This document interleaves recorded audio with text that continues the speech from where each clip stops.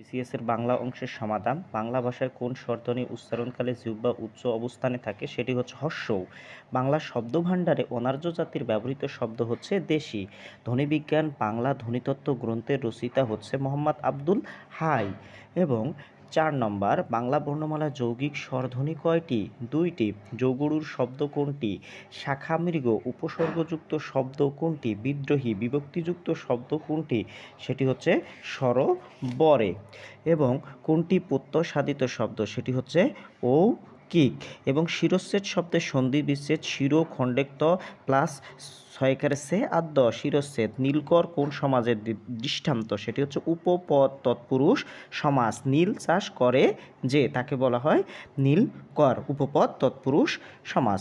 পেডিজোজি শব্দের পরিভাষা হচ্ছে শিক্ষাতত্ত্ব। বঙ্কিম এর বিপরীত শব্দ কোনটি? সেটি হচ্ছে ঋজু।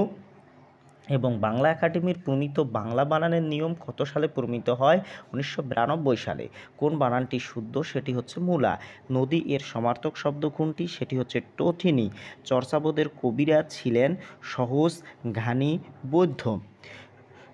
এবং 17 নম্বর, শূন্য পুরাণ এর রচয়িতা ছিল রামায়ণ পণ্ডিত। বাংলা সাহিত্যের ইতিহাসে কাকিল্লা গ্রাম কেন উল্লেখযোগ্য ছিলেন? সেটি ছিল শ্রীকৃষ্ণ কীর্তন কাব্যের প্রাপ্তি স্থান। যেসব বঙ্গেতে জন্মহিংস বঙ্গবাণী, সেসব কাহার জন্ম নির্ণয় ন জানি। কবিতা অংশটুকু কোন কাব্যের অন্তর্গত? সেটি হচ্ছে নূরনামা। এবং আলাওল কোন শতাব্দীর কবি ছিলেন? সপ্তদশ শতাব্দীর। কেন কোন বাংলা গানকে UNESCO heritage of the humanity অভিধায় ভূষিত করে? সেটি হচ্ছে বাউল গানকে।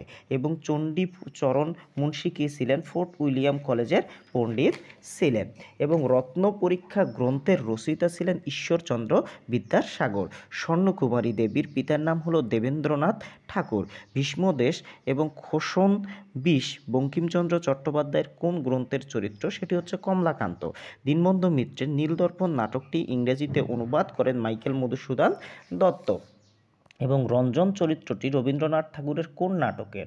রক্ত কবরী। তৈল প্রবন্ধটি লিখেছেন হরপ্রসাদ শাস্ত্রী। নাম রেখেছি কোমল গাদ্ধার। কাব্যের রচয়িতা হচ্ছে বিষ্ণু দে। এবং ওমর রমজানের ওই রোজার শেষে এলো খুশির ঈদ গানটির রচয়িতা হচ্ছে কাজী নজরুল ইসলাম। শামসুর রহমান রচিত উপন্যাস হচ্ছে অদ্ভুত আধার ১। এবং সেলিম আল দীনের নাটকের অনুসৃত শিল্প তথ্য হচ্ছে দৈত্যবাদ। এবং ৩৩ নম্বর, পৃথক পালঙ্ক কাব্যগ্রন্থের কবি হচ্ছে আবুল হাসান। কোন গল্পকারের গল্পে ম্যাজিক রিলিজিয়মের প্রতিফলন ঘটেছে? শহীদুল জহিরের।